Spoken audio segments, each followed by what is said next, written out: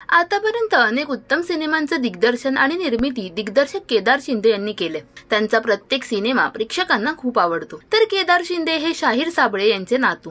शाहिरांकडूनच त्यांना कलेचं बाळकडू मिळालं। नुकतीच त्यांनी शाहिरांसाठी एक खास पोस्ट सोशल मीडियावर शेअर केली। त्यांनी त्यांचा आणि शाहिरांचा फोटो शेअर केलाय। तर माझ्या आयुष्यातील महत्त्वाचा भाग शाहीर साबळे म्हणजे माझे बाबा। दरवर्षी या दिवशी नाही तर सतत त्यांना मी मिस करतो, कारण आज जो मी काही आहे तो एक स्वामींमुळे आणि माझ्या बाबांमुळे। माझ्या आयुष्यात त्यांचे कलात्मक संस्कार झाले नसते तर मी काय केलं असतं। 3 सप्टेंबर म्हणजे आमच्या बाबांच्या घरी सण साजरा व्हायचा। घराबाहेर चपलांचा सडा पडलेला असायचा। कोण कुठले येऊन त्यांना वाढदिवसाच्या शुभेच्छा द्यायचे। चहा पाणी यांची रेलचेल असायची।